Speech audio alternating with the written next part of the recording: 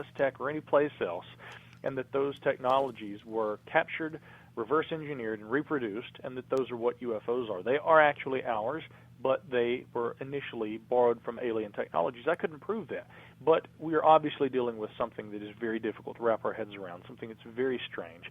And I think that we have to ask all the different questions and look at all the different possibilities if we're to come to a determination.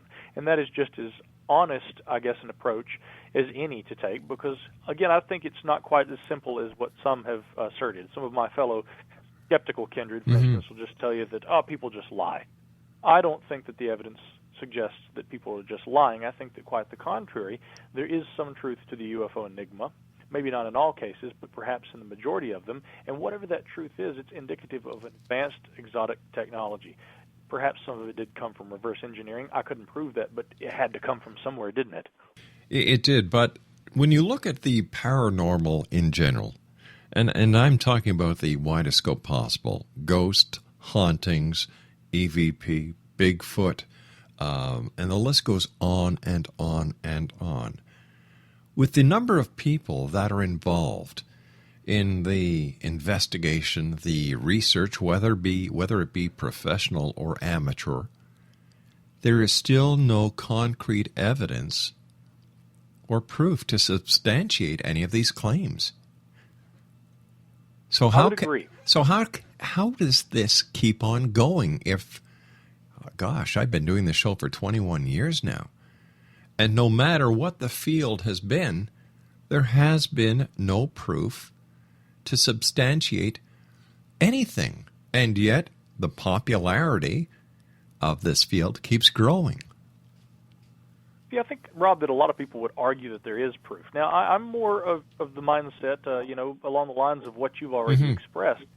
I think, again, that there's a lot of evidence of something, and that this something, it's several somethings, not even within the context of different varieties of anomalous phenomena, Bigfoot and cryptozoology, or UFOs and, unexplained aerial phenomena. I mean, within the context of just one of those, like UFOs, as I've already said, we could be dealing with a variety of different technologies that nonetheless still would constitute being unidentified, but aerial objects, and hence they're UFOs by definition, right?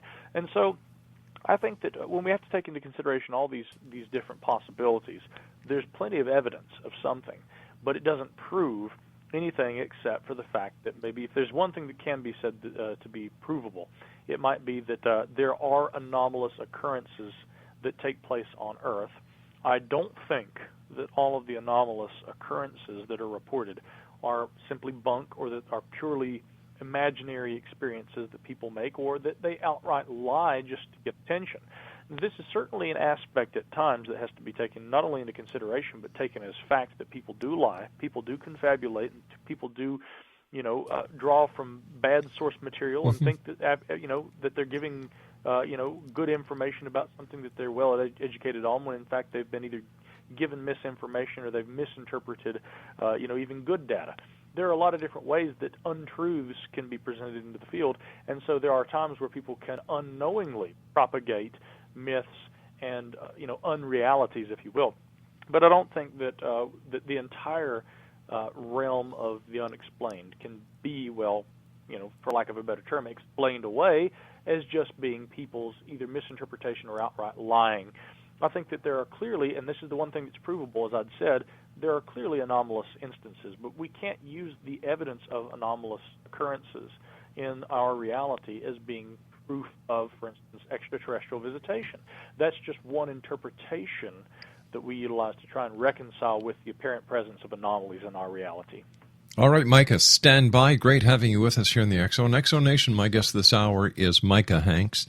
He has a new book. It's entitled The UFO Singularity. For more information on Micah, if you'd like to listen to his podcasts, visit his website, www.gralienreport.com. That's www.gralienreport.com. 1-800-610-7035, worldwide toll-free. Email xzone@xzoneradiotv.com. On MSN Messenger, xzoneradiotv@hotmail.com. And our website, www.xzoneradiotv.com. XZoneRadioTV.com.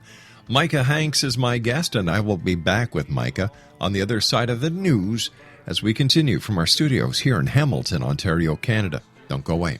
Mysteries, legend tales and facts. It brought us all together, and it's a reason for the fact. Up in North California, where the redwoods reach the skies, 3 men with a goal and a pact that they'd hold, and a promise till the day that they died. Are you or is someone you know struggling with addictions, depression, anxiety, relationships, low self-esteem, lack of confidence, grief, success, and prosperity? Do you know that your subconscious belief plays a big role in the outcome of your hard work? We can help you permanently change the beliefs that may be the reason for your struggles and failures. We care about getting you the return on your investment and the results you are looking for. We can help you be free of the limitations of your past and in realizing your highest potential. We work with people by phone and Skype. For more information, visit us at www.ritasoman.com. That's www.ritasoman.com.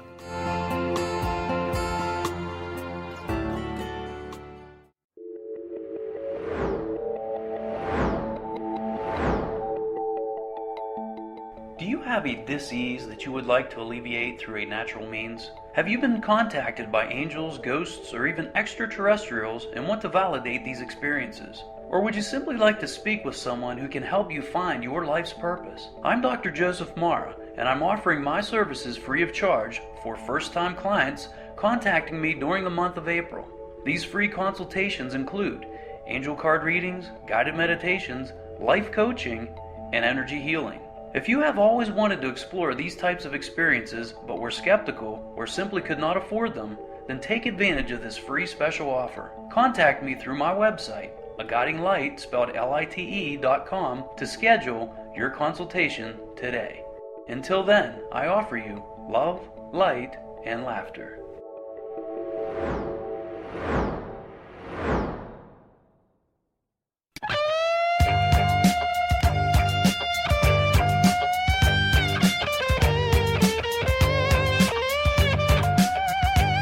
You're listening to the X-Zone Radio Show, live and around the world on the Talkstar Radio Network, X-Zone Broadcast Network, UK High Definition Radio, Euro High Definition Radio, and Star Cable. Our toll-free telephone number worldwide is 1-800-610-7035. Our email address, xzone@xzoneradiotv.com. On MSN Messenger, xzoneradiotv@hotmail.com, and our website, www.xzoneradiotv.com.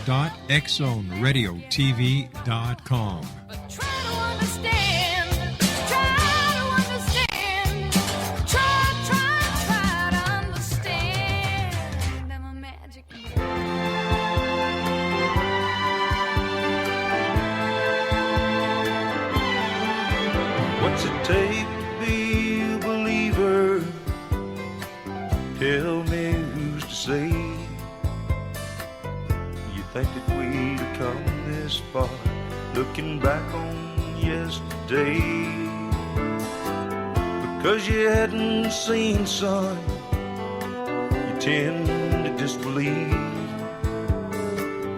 Though you've never known death, when someone dies, you grieve. Though you never see.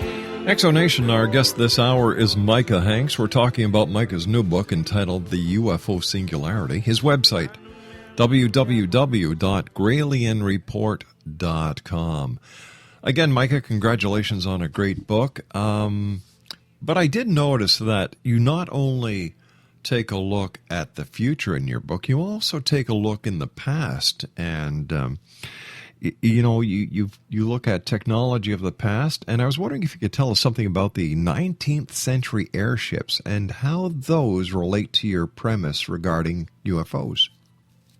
Yes, because aside from relating to the premise, it would have to just be a fascination I have with early reports of unexplained aerial phenomena. Now, a lot of people dismiss those reports, and the reason that I bring them up in the UFO Singularity is because in addition to looking at things from the perspective of there being advanced technologies, either that maybe will be developed in the coming years, or as I do suppose, and I do address in the book, the potential that those kinds of technologies might be existent today, albeit in secret for various reasons, maybe not necessarily, kept hidden away by government agencies and institutions, but, quite possibly by private institutions just as well. I argue that those kinds of technologies might be existent somewhere on Earth today, and there are any number of different conspiracy theories and approaches and ideas that we could bring to the table in terms of understanding how exactly that might happen. But looking at the airship reports from the late 19th century, I think that we have to think along the same lines. Some of the more credible reports, and there's a fantastic couple of books that have been written about unconventional aviation history by the author J. Allen Danilek, who I interviewed for the book.